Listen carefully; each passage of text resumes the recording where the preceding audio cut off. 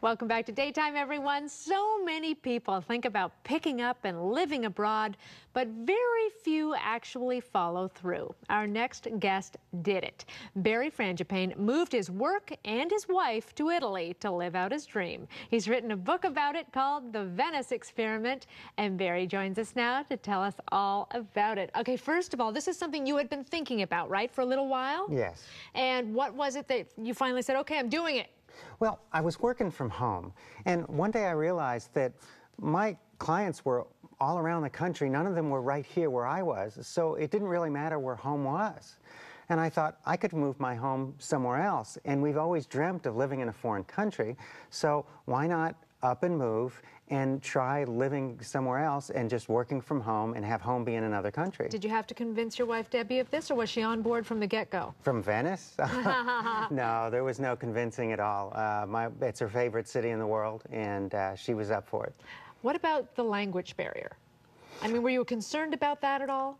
Well, certainly we were. So the first thing we did when we got there was enrolled in a language class from 9 to 1 every day. And after a few months of doing that, well, after a few weeks of doing that, we could work out things in stores. And after a few months, we were to society almost as if we were Venetians. Very nice. So you left your home here and then what, rented it out? Rented the house out here furnished, took that money, and then used that to rent an apartment in Venice. I'm just thinking all the things you have to do when you even move domestically, you know, setting up the rerouted, doing it in your first language, trying to do it in Venice. I mean, it sounds like it's a daunting task. Well, you know, and at first it was. At first we thought, well, could we really do this? But then we set a date, and as soon as we set that date, then the rest of it just fell into place. We started making lists, like you just did, and we just started checking them off one by one, and before you knew it, it was time to go.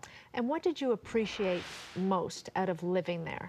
The calmness, the serenity of life there. Venice, being a city without cars, meant that you walked everywhere. And when you walk everywhere, you see the same people every day. You get to know them. You stop and you have coffee. Your typical trip involves 3 or 4 cups of coffee to get to where you want to go because you see the same people and you get to know them. They live differently, don't they? They go to the grocery store much more frequent. Well, not a grocery store, but they go to the market. We go to the store once a week. They go every day, right? Right. They go every day. You don't go with a shopping list. You go to the market, you see what's fresh, you buy what's fresh, and then you come home and you cook with that. Because one day you went to get mushrooms, and they said, why would you want mushrooms? We don't have them in season right now. Right. Look at these eggplants. They're so beautiful. Why would you want mushrooms? What did you miss, though, about living in the United States while you were there? There must have been some comforts of home that you thought, oh, gee, boy, I'd kill for that right now. Well, yes. One is an oven. Most of the Venetians don't have ovens. They cook in a little Dutch oven, a pot, you know, on the stove, and the baking, they just go to the local pastry shop because they're so good. Right. And just do that. So oven was certainly one of them. Debbie, your wife is a chef, so she must have really missed the oven. Or did she? Maybe she thought, oh, this is a good vacation from my regular routine. She got to be creative and learned how to cook like the Venetians. So you totally immersed yourself. Did the people in the community embrace you and think of you as one of them, or were you always sort of the crazy American? Oh, no, they did accept us. And in fact, Debbie learned Venetian as opposed to just Italian. And me, well, my name is Barry. And Barry doesn't mean anything in Italian. It's not like Frangipane, like my last name. So they took to calling me Giuseppe.